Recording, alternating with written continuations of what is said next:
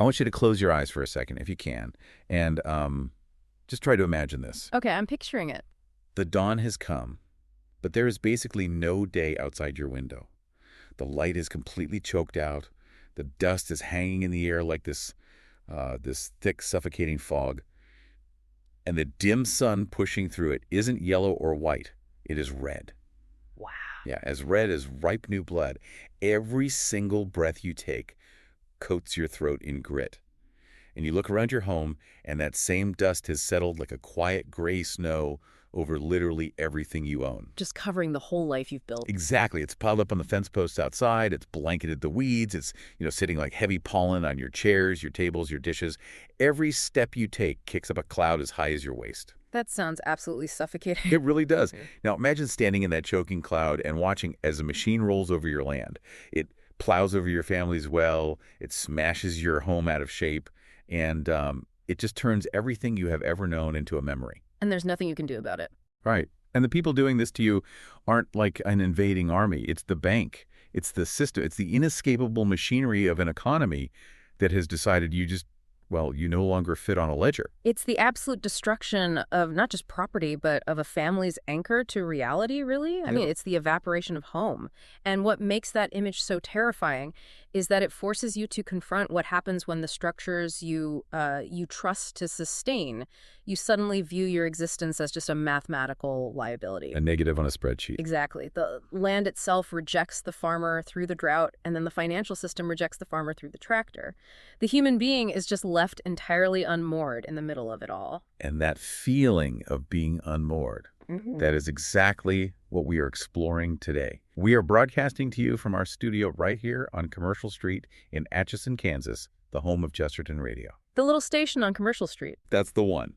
And sitting here looking out at a perfectly normal, quiet Midwestern street today, it's almost hard to wrap our heads around the sheer scale of the devastation we're stepping into for this deep dive. It really is a massive shift in perspective. Because we are immersing ourselves in an incredible piece of archival audio history today.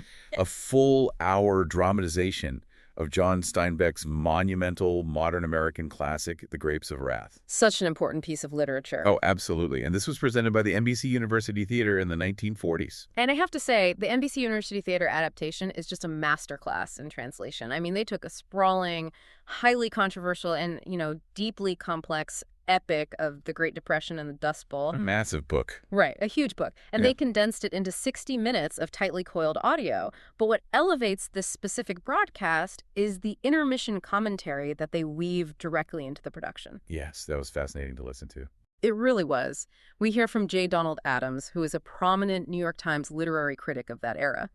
And he provides this contemporary 1940s critical analysis of why this story was vibrating so intensely through the American consciousness at the time. It gives you that real-time perspective. Exactly. So we aren't just looking at the plot, We are analyzing how 1940s radio utilized sound design, pacing, and vocal performance to capture raw human displacement. And we get to see how critics of the era processed Steinbeck's, frankly, very volatile themes. Right. And before we step into the dust of Oklahoma, we really need to set a clear framework for our discussion today. Because by its very nature, The Grapes of Wrath wades into incredibly deep, turbulent waters. Oh, for sure. It gets into capitalism, labor rights, strikes, profound class conflict. Yeah, it touches on all the third rails. So our role here today is to impartially analyze the ideas, the dialogue, and the events exactly as Steinbeck wrote them. And of course, as the NBC broadcast adapted them and the 1940s critics interpreted them. We're acting as guides through the text. Exactly. We are mapping out the philosophical and economic arguments presented in the source material. We are not here to endorse a specific political platform or economic ideology, left or right. We are just here to understand the text and the really powerful human behaviors it depicts. Which requires us to start at the absolute ground zero of those behaviors, I think. Let's go there. The catalyst of the entire narrative is that environmental and economic apocalypse that forces the Joad family into motion in the first place. The radio play opens in this incredibly bleak setting, and our entry point is Tom Joad. And he's an interesting entry point. Very. Steinbeck deliberately avoids giving the listener a shiny, polished hero. When we meet Tom in the audio drama, he is hitchhiking. And the voice acting immediately conveys a man with heavy, dangerous edges. You can hear it in his voice right away. You really can. Through a remarkably tense exchange with a truck driver early on, the listener learns Tom has just been paroled after a 4-year stint in the McAllister Penitentiary. And the crime was homicide, which he admits pretty casually. Yeah, he doesn't hide it. Tom makes it clear it was in self-defense, though. He says a man stuck a knife in him and Tom, quote, whapped him with a shovel. What a phrase, whapped him with a shovel. Right. But the broadcast uses this to signal to the audience that they are not listening to a polite, societal fable. Tom is a hardened man. He kept his nose clean to get 3 years off his sentence, but he is entering this desolate landscape carrying the psychological weight of the prison system. Which is heavy. Exactly. He is a survivor of institutional confinement, stepping out into a vast, empty landscape that offers no actual freedom. And the sound design really emphasizes that emptiness. When Tom walks down a side road, and I have to say, the Foley artists for the broadcast do a phenomenal job here. They make every footstep sound like it's sinking into flour. Yes, that dry, squeaking crunch. It's so visceral. So he encounters Jim Casey, a former preacher sitting under a scrawny willow tree, and together they head toward the Joad family farm, only to find an apocalyptic scene. It's just entirely ruined. Smashed off its foundations. The doors are knocked off the hinges. The well has been deliberately plowed over, which is such a violent act against a homestead. Denying them water. Exactly. And the yard is planted with cotton. It's a ghost town. They find a character named Muley Graves hiding out in the ruins, and Muley provides the exposition that outlines the sheer coldness of the macroeconomics at play here. Right. Muley explains that the families weren't just fleeing the environmental disaster of the dust storms. The real final blow was dealt by the financial institutions. The banks. Yeah, the banks kicked the tenant farmers out because the tenant's share of the crop was suddenly deemed a, quote, margin of profit we can't afford to lose. That phrase is just chillin'. It really is. The families were, in Muley's haunting phrase, tractored out. He describes how one Caterpillar tractor can shove 10 families off the land. 10 families. Think about the ruthless math happening there. One machine operator replaces dozens of human beings who have lived, sweated, and died on that specific patch of soil for generations.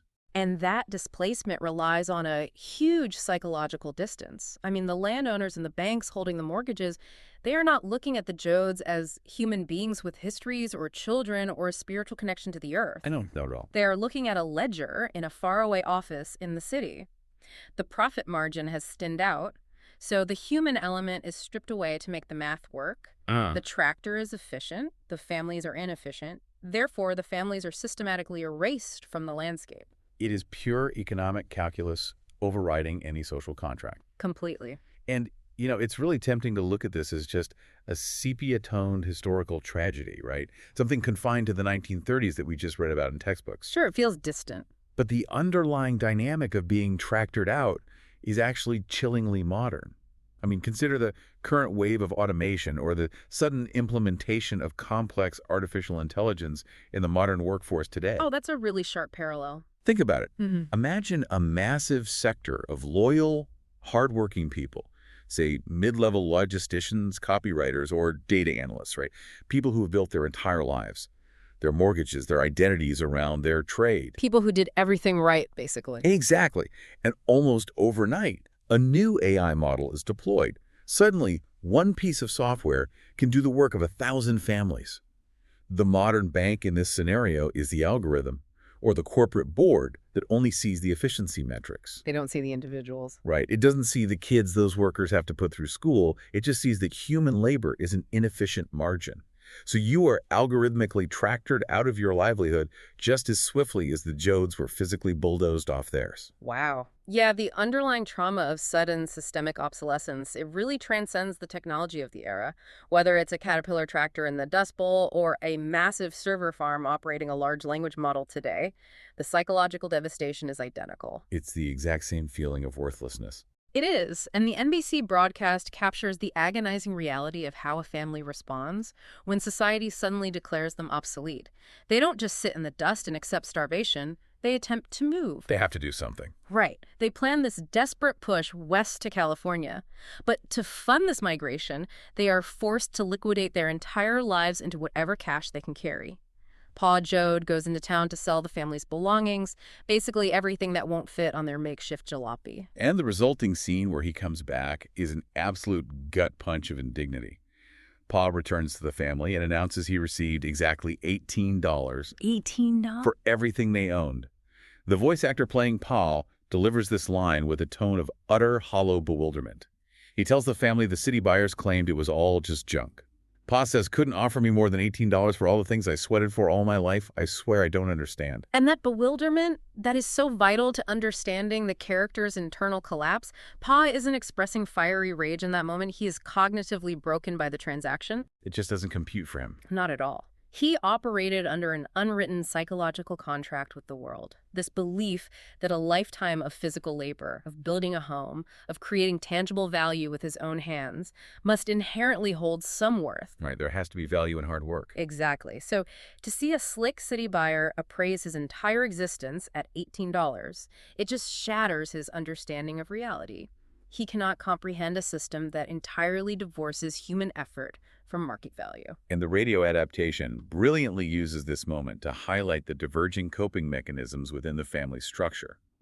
While Paul is essentially paralyzed by the injustice, Ma Joad becomes the ferocious, indispensable engine of their survival. She really takes the wheel. She does. When Tom hesitates about joining the migration because, leaving the state would violate his parole and risk sending him back to the penitentiary, Ma strips away all the theoretical risks. She tells him, what else we got left in the world? Nothing but us. Such a powerful line. And she follows it with this incredibly visceral metaphor. She says, we're like a bunch of cows when the wolves are ranging. We got to stick all together.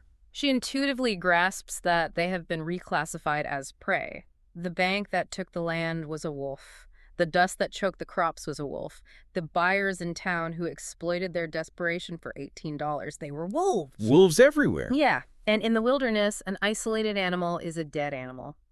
Ma recognizes that their physical home is gone, their community is shattered, and their economic foundation has completely vaporized. So the singular, solitary structure left in the universe that retains any meaning or protective power is the family unit. And she will defend the integrity of that unit with an intensity that, frankly, borders on terrifying. It really does. Which, feels like a profoundly Chestertonian concept.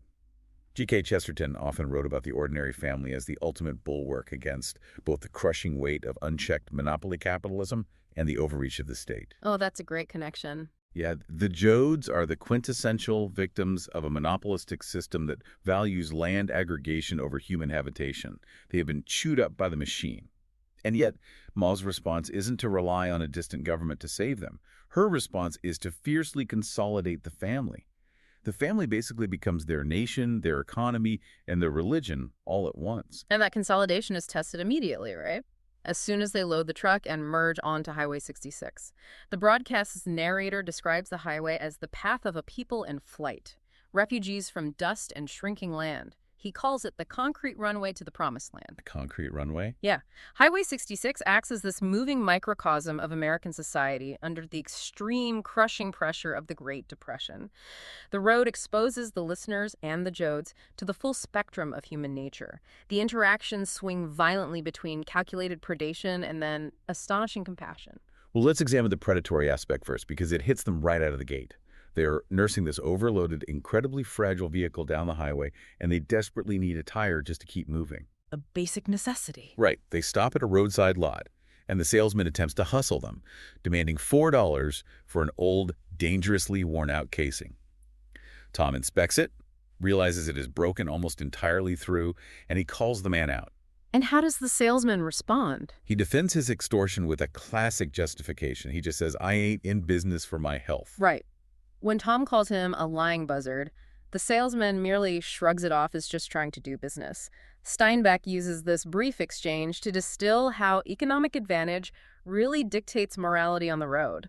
It's whatever you can get away with. Exactly. The man holding the asset, even a fundamentally defective asset like that tire, can frame his exploitation of a desperate family as simply good business. And Tom pierces right through that hypocrisy, which I love. He tells the salesman, if I go steal that tire, I'm a thief. But you try to steal my $4 for a busted casing, and that's good business, huh? He nails it. He does. The desperate man with $4 is instantly criminalized if he steps out of bounds. But the man with the supply is protected by the shield of commerce. On Highway 66, desperation is not viewed as a tragedy to be mitigated. It is a commodity to be ruthlessly exploited by absolutely anyone holding even a fraction of leverage. But the highway also provides the counterbalance to that cruelty, which brings us to one of the most famous and emotionally complex scenes in the entire narrative, the hamburger stand. Oh, this scene is incredible. The Joads stop at a roadside diner. They are just exhausted, and the children are hungry. Ma approaches the counter and asks the waitress if she could see her way to sell them a single loaf of bread. And the auditory framing of this scene in the broadcast is brilliant. You can hear the clinking of coffee cups, the hum of the diner, the ambient noise of a functioning, secure little world. It sounds safe. Yeah. And into the secure world steps the stark reality of starvation. The waitress is immediately defensive. Her first instinct is to build a wall of policy. She says, "This ain't a grocery store, mister. We sell bread. We're going to run out." Putting up barriers. Exactly. She tells them to buy a sandwich or a hamburger, deliberately ignoring the obvious fact that they cannot afford diner food. And Ma maintains this incredible quiet dignity through all of this. She explains that they would love to buy sandwiches, but they have to make a single dime do for the entire family. They only have 10 cents. The waitress points out that the loaves of bread are 15 cents. Which is just an impossible gap for them. Right. And then Paul Joad asks a question that breaks through the commercial logic. He says, "Can't you see a way to cut off 10 cents worth?" The tension in the audio is just palpable here. The waitress is torn between the rules of commerce and the undeniable human suffering standing right in front of her. Finally, prodded by the cook in the back, she relents. She sells them the entire 15-cent loaf for their 10 cents. But the grace doesn't even stop there. Paul spots some peppermint sticks in the display case and asks if they are penny candies. The waitress looks at the hungry children, and she actively lies against her own financial interest. She says, "Them's two for a penny." Knowing full well they aren't. Right. Paul buys two for the kids and they leave. But a truck driver sitting at the counter, who has silently watched this entire exchange, calls the waitress out. He says, "Them wasn't 2 for a cent candy. Them was a nickel apiece candy. She gave them 50 cents worth of candy for a single penny." And the truck driver is so moved by this unprompted act of mercy that he pays for his pie and leaves a massive 50-cent tip for the waitress, which was an almost unheard of sum for a diner in that era. It creates this localized, temporary economy of compassion that momentarily subverts the ruthless extortion of the highway. I really want to focus on the psychology of that waitress because Steinbeck is making a profound point about human nature here. Earlier in the scene, she complains bitterly to the truck drivers about all the jalopies and the okies coming through. She is annoyed by their very existence. She doesn't want them around. No. So why do we often default to callousness or defensive anger when faced with the mass desperation of others, only to completely melt when forced into direct physical proximity with it? Well, I think it's the difference between abstraction and proximity. When poverty is just a line of dusty cars on the highway, it is an abstract concept. It represents a theoretical threat to the waitress's small sense of order and security. It's just a nuisance. Right. To protect herself from the overwhelming, unfixable scale of the depression, she builds a callous exterior.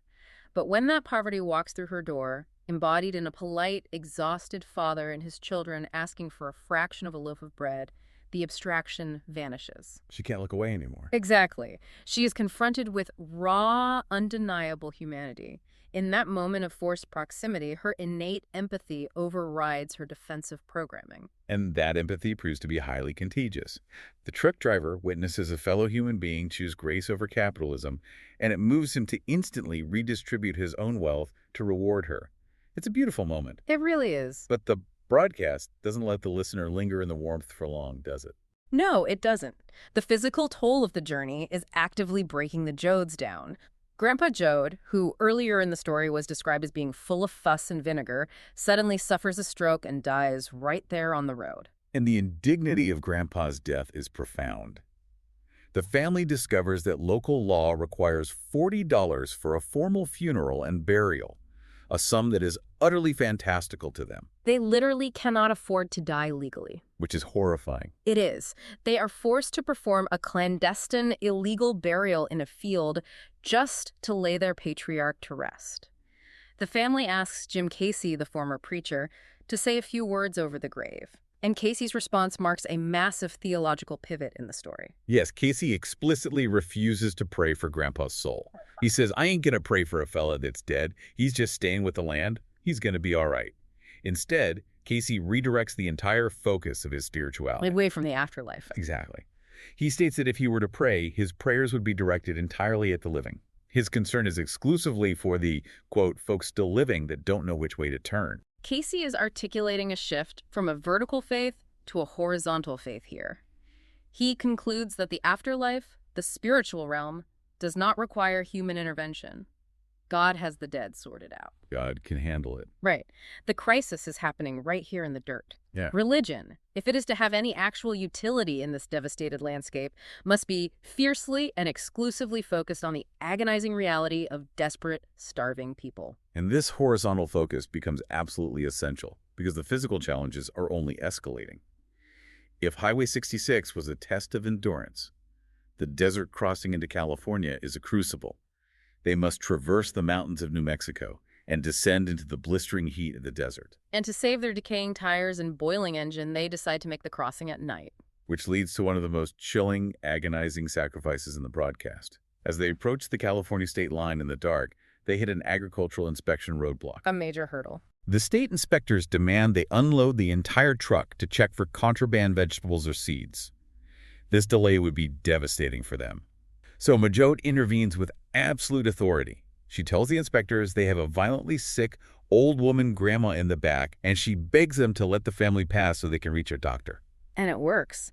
The inspector shines a flashlight in the back, is visibly spooked by how terrible the old woman looks, and waves them right through the checkpoint. So they drive relentlessly through the hot desert darkness. Finally, as dawn breaks, they crest the mountains. The desert is behind them. They look out, and the auditory soundscape shifts completely. The family is awestruck. They see California. Yes, a massive green valley stretching as far as the eye can see. Orchards, grain fields, agricultural abundance. It is the visual fulfillment of every desperate hope that propelled them across the country. Tom excitedly calls for Ma and Grandma to look at the promised land. And that is when Ma reveals the horrifying reality of the night crossing. Such a brutal reveal. She tells them, Grandma's dead. She died before they stopped us last night. Just wow. I mean, think about the staggering psychological weight of what Joad just endured. She lay in the back of a bouncing, sweltering truck in the pitch black of the desert night, intimately close to the corpse of her mother-in-law. She felt the life leave the old woman's body, and she did not say a word. Not a single word. She maintained complete composure, lied to the armed state inspectors, and rode through the night with the dead body, all to ensure that the living members of the herd would not be delayed or turned back by the authorities. It is the ultimate manifestation of her vow to act like cows when the wolves are ranging. She sacrificed her own right to grieve, and she sacrificed the dignity of a comfortable passing for Grandma, entirely for the survival of the collective family unit. And the vocal performance of this revelation in the radio play is haunting. It is a terrifying, beautiful, and completely devastating act of maternal willpower. But the devastating irony is that the green valley they sacrificed so much to reach is a mirage. It really is. The physical beauty and the agricultural abundance are undeniably real, but the sanctuary they believe those things represented is entirely false. When they descend into California, they do not find open arms or limitless opportunity.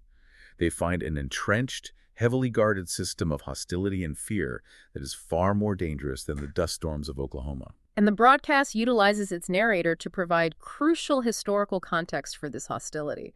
The narration explains that California once belonged to the Mexicans, and early Americans took it because they were fierce and hungry men. Right. But over the generations, those fierce, desperate squatters became wealthy owners. Their children grew up soft. They began to farm on paper, losing the physical smell and feel of the land, managing estates through ledgers and hired guards. So they disconnected from the dirt. Exactly. Therefore, when the Okies, the Joads, and hundreds of thousands like them pour over the mountains, they act as a terrifying mirror to the established landowners. The landowners look at these fierce, starving, desperate people, and on a deep subconscious level, they remember how their own grandfathers acquired the land. Oh, that makes so much sense. They are paralyzed by the fear that these new, hungry people will simply take the land from them, just as it was taken before. So the hostility from the locals isn't merely regional prejudice. It's a deep, existential dread disguised as disgust. They use the term Okies not as a geographic descriptor, but as a deliberate slur to dehumanize the migrants, categorizing them as shiftless, No goods to justify treating them as a subhuman threat. Yes. And the radio play captures this brilliantly by giving voice to a local laborer. And this is where Steinbeck's critique of the economic system becomes razor sharp. It really does. The broadcast features a scene with a local store clerk or laborer who is just furious at the influx of migrants. He complains that an Okie came in offering to take his job for $12 a week. The local worker says, I only get $15 a week. Sure, he's hungry, but I gotta live too. He's got no right to take the bread right out of my mouth. Steinbeck engineers this precise dialogue to highlight how the system fundamentally pits the vulnerable against the slightly less vulnerable. It's the classic mechanism of class division. Divide and conquer. Exactly. The man making $15 a week directs all his anger and fear at the starving man willing to work for $12. He blames the migrant. He does not look upward to question or challenge the store owner or the corporate farm conglomerate that is perfectly happy to fire the $15 worker to exploit the $12 worker. Right. The system is designed to keep them fighting each other. The hostility is channeled horizontally at fellow laborers rather than vertically at the structures artificially creating scarcity in a valley literally overflowing with food. The workers are distracted by fighting over the crumbs while the architects of the economy keep the pie safely locked behind gates. And the physical manifestation of this systemic hostility is the creation of the Hoovervilles. These miserable, squalid camps pitched in the mud and the weeds on the outskirts of towns. The local municipalities organize and arm deputies to constantly harass these camps. It's just relentless pressure. The strategy is explicit and brutal. Keep the migrants moving, do not let them settle or form communities, and break their spirits before they can organize. We actually hear a harrowing scene where armed deputies enter a camp and give the families half an hour to evacuate before they set fire to the tents. And the sound design here is incredibly evocative. The panic, the shouting, the crackle of flames. No excuse do the deputies use. They claim there's typhoid down the line, and they're burning the camp for, quote, public health. Unbelievable. They weaponize the concept of sanitation to execute sheer brutality, literally burning refugees out of their temporary shelters to protect the property values and peace of mind of the established towns. This relentless physical and psychological pressure finally begins to fracture the family unit that Joad has fought so desperately to hold together. The weakest links break first, which we see clearly with Connie, Rosa Shern's husband. Oh, Connie. Yeah. Throughout the arduous journey, Connie has been nursing a pathetic, fragile illusion. He constantly talks about getting a home study course in electricity once they reach California, dreaming of a clean job and buying an electric iron for the new baby. It's his naive grasp at the American dream, right? A belief that simple upward mobility is still possible. But the moment they hit the mud of the Hoovervilles, sleeping 6 to a tent, finding absolutely no work, and eating fried dough 3 times a day, Connie's illusion shatters completely. The reality of the dirt breaks him. Yeah, just can't handle it. No. He tells Rosa Shern he wishes he had stayed home in Oklahoma and taken a $3 a day job driving a tractor. He wishes he had joined the very machine that destroyed his own people just for the illusion of security.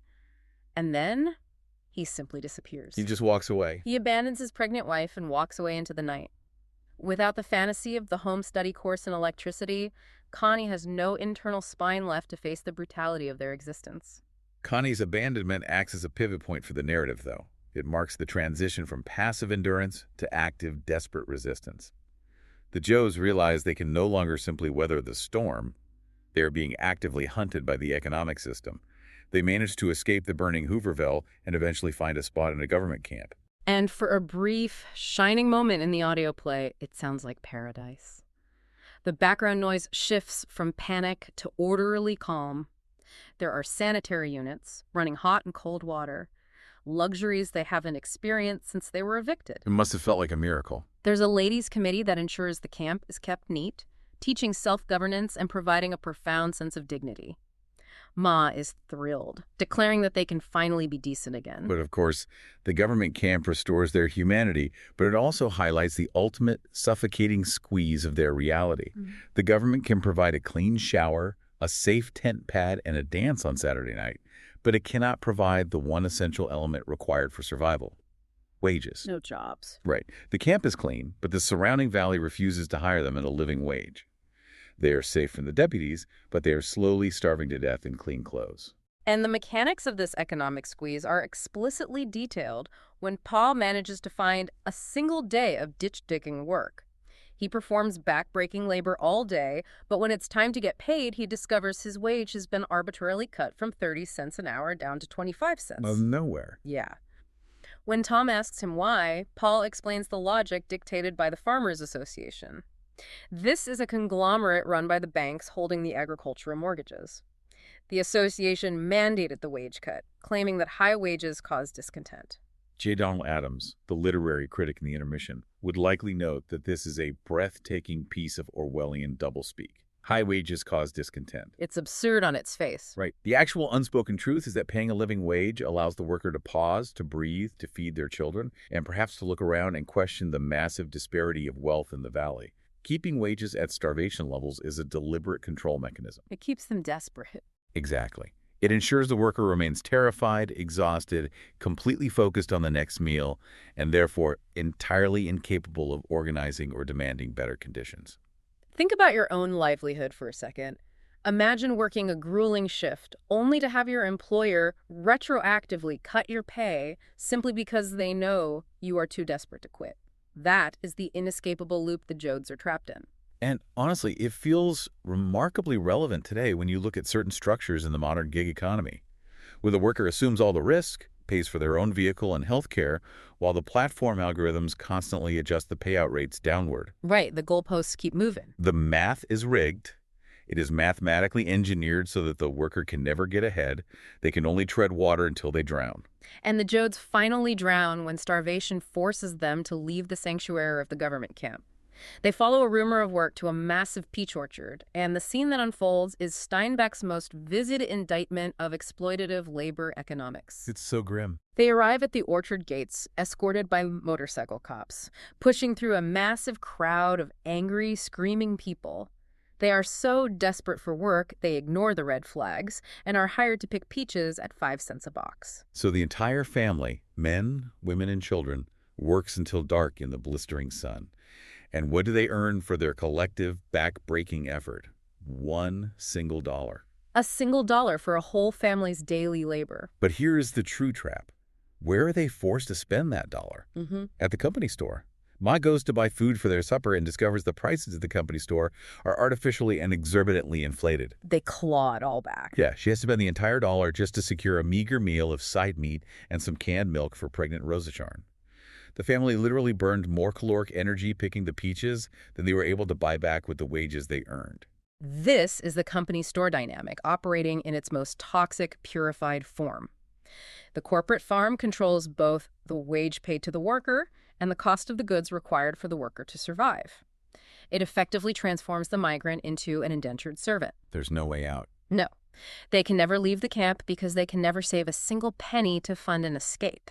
They are perfectly trapped in a closed, heavily policed loop of exhaustion and starvation. And this realization of total entrapment is what finally breaks Tom Joad's compliance.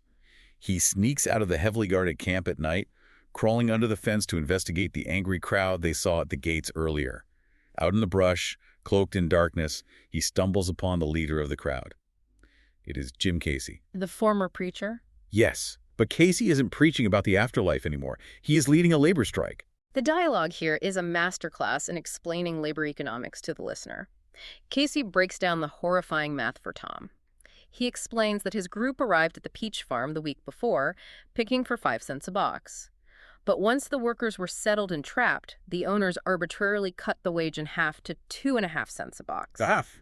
Yeah, and Casey explains that at that rate, a man has to pick a full ton of peaches, 2,000 pounds of fruit, carried on his back in the heat, just to earn a single dollar bill. 2,000 pounds for $1. Casey tells Tom, we can't do it, Tom. Can't get our food for that. We all got to work together. Casey has completely abandoned his old theology of individual sin and heavenly salvation.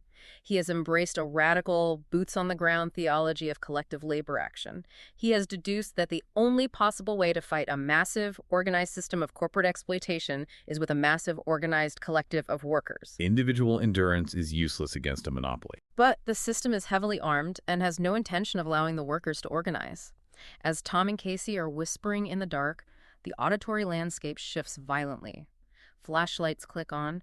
Deputies close in on them. That happens so fast. They identify Casey as the leader, the preacher, and a deputy swings a heavy club, brutally smashing Casey's skull and killing him instantly in the dirt. It is a horrific, visceral moment. The man of peace, the man whose only desire was to pray for the living, is murdered by the enforcers of the state, acting explicitly as the private security force for the corporate farm. And Tom completely loses it. The man who spent 4 years in McAllister for homicide, who explicitly promised Ma he wouldn't go crazy mad, he snaps. The sheer injustice of Casey's murder breaks the dam. He rips the club away and beats the deputy to death in retaliation. A total reaction of rage. Tom takes a blow to the face, but he manages to escape back through the brush to the family tent. This violent climax is the moment of Tom's complete and irreversible radicalization. He is now a wanted man. He has broken his parole, he has killed a deputy, and he knows with absolute certainty that he must leave the family, or his presence will bring the full, lethal wrath of the law down on all of them. He's a liability now. He hides in the brush down by the river while the family frantically packs to escape the peach farm. Ma sneaks down in the darkness to bring him food and to say a final goodbye. This final conversation between Tom and Ma is arguably one of the most famous pieces of dialogue in American literature, and hearing it performed to the radio broadcast gives it a chilling, prophetic weight. Tom tells Ma that he's been hiding in the dark, thinking deeply about what Casey used to say. He says, maybe it's like Casey said, Ma, a fella ain't got a little soul of his own, but only a piece of a big one that belongs with the rest. The philosophical transfer is complete there.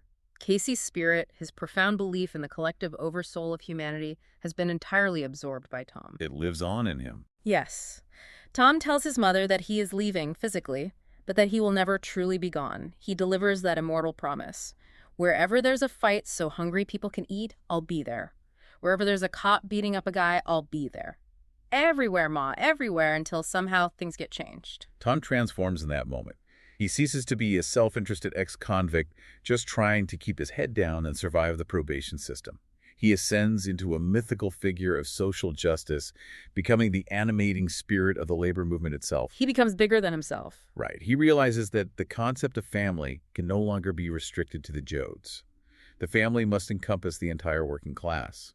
And Ma, who has fought with terrifying ferocity to keep her specific blood relatives together, she finally understands the necessity of this larger vision. She lets him go into the dark. Which brings us to the critical analysis portion of our discussion. We have to step back from the raw, emotional devastation of the plot and examine why this story became such a towering classic. Why does it endure, right?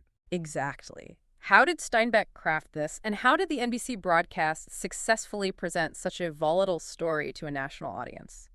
To understand that, we turn heavily to the intermission commentary provided in the broadcast by J. Donald Adams. Yeah, let's talk about Adams. He makes a very bold but historically accurate comparison here.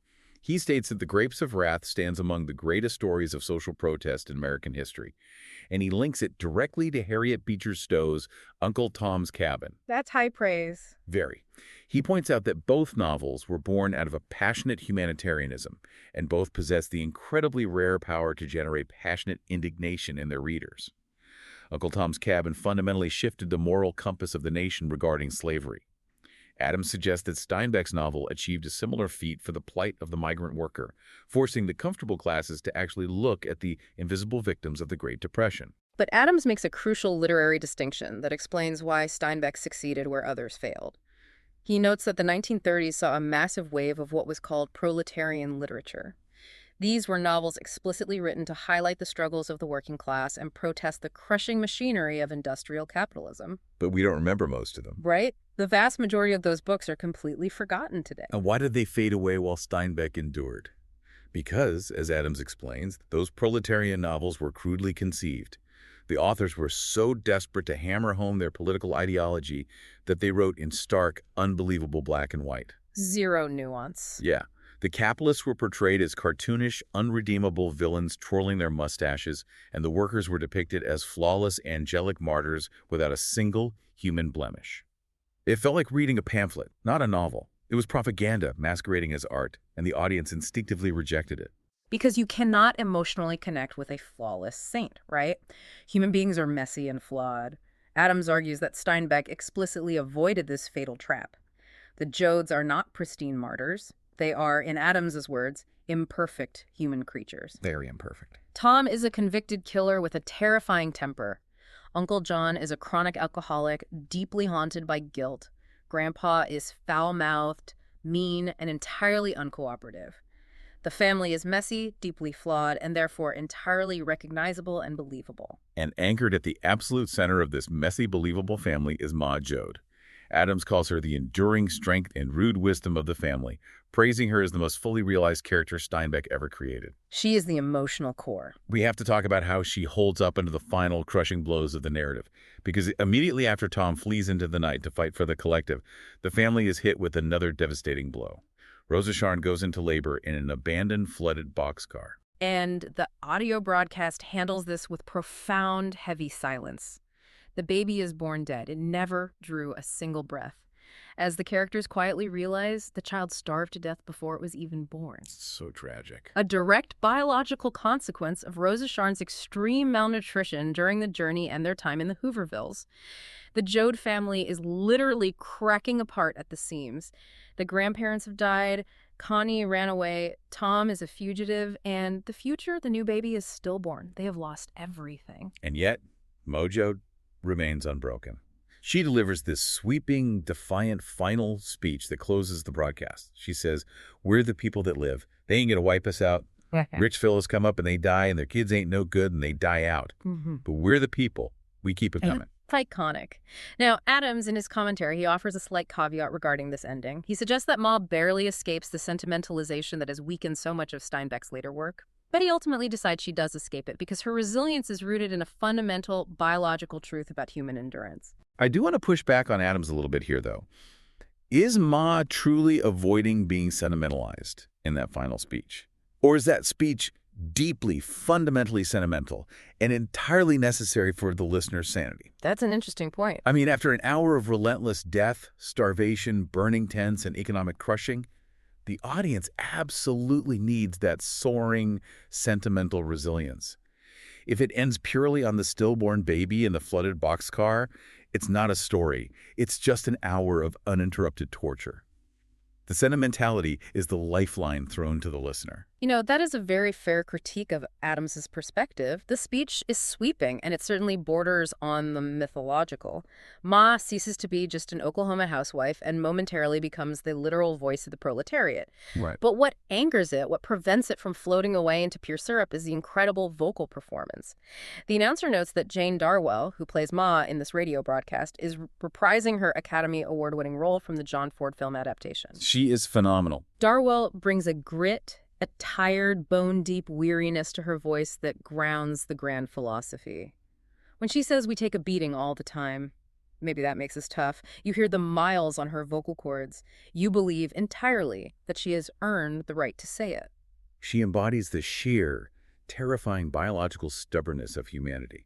The system can starve them, shoot their preachers, burn their tents, and steal their land, but it cannot override their instinct to simply keep breeding, keep moving, and keep surviving. It's an unstoppable force. Which brings us back to that Chestertonian idea, the enduring, mystifying resilience of the ordinary family in the face of grand, destructive systems. Chesterton argued that large, top-down systems always fail the ordinary man. The family is the only unit that survives the apocalypse. And that is the ultimate triumph of the NBC University Theatre production. They took a massive, dense epic of economic displacement, a story that wrestles with massive structural forces, and they distilled it into a single hour of incredibly tight, emotionally exhausting audio drama without losing the core human truth. It's an amazing feat. It's a testament to the fact that while economies shift, while AI replaces workers just as tractors replaced farmers, the basic human drive for dignity, for a full belly, and for the protection of the family remains a constant, unstoppable force of nature. It really is a masterpiece of adaptation, and it's vital to acknowledge the fascinating historical context of this broadcast. This wasn't just Sunday night entertainment designed to sell soap. This was part of the NBC University of the Air. I love this detail. At the end of the broadcast, the announcer explicitly states that listeners could enroll in home study courses through institutions like Washington State College and the University of Louisville, and receive actual college credit for listening to these dramatizations and studying the accompanying literature. They were literally turning American living rooms into massive distributed classrooms. It's just a totally different mindset. Mass media in the 1940s national radio networks viewed their role, at least partially, as fundamentally educational. They believed in building a shared cultural curriculum. A public good. Yes. They used their massive reach to expose audiences to complex literature, to teach empathy, and to force a comfortable nation to sit in their living rooms and understand the desperate struggles of families like the Joads. Which leads me to a final thought I want you, the listener, to mull over after you finish this deep dive today. Look at our media landscape today. It is infinitely fragmented. It is algorithmic. We have thousands of times more content at our fingertips than the audiences of the 1940s did. But are we building modern universities of the air to help us understand each other's struggles? Or have we just built highly personalized, highly profitable echo chambers where we only hear stories that confirm the biases we already hold? That is the question. Are we still capable of producing an hour of mass media that generates passionate indignation for the vulnerable? Or have we become so insulated by our algorithms that we are just endlessly scrolling past the modern Hoovervilles on our feeds without a second thought? It is a heavy, necessary question that Steinbeck's story forces us to ask. Think about that the next time you turn on a screen or put your headphones on. We strongly encourage you to seek out and experience this complete NBC University Theatre production of The Grapes of Wrath for yourself. Let the voices of Jane Darwell and the incredible 1940s cast pull you back into that era. It's well worth your time. And while you're at it, we invite you to explore the incredible, growing collection of classic radio dramas, literature, history, and big ideas over at chestertonradio.com. That's chestertonradio.com. Come spend an evening with us, because great stories, especially the ones that challenge us to look at the invisible struggles around us, are always worth hearing again. They remind us of where we've been, and they serve as a vital warning about where we might be going if we forget the humanity of the people caught in the gears of the machine. Until next time, try to remember that very first image we talked about. The dust hanging like fog, the dim sun red as ripe new blood, and a family deciding that the only way forward against the machine is together. Thanks for joining us.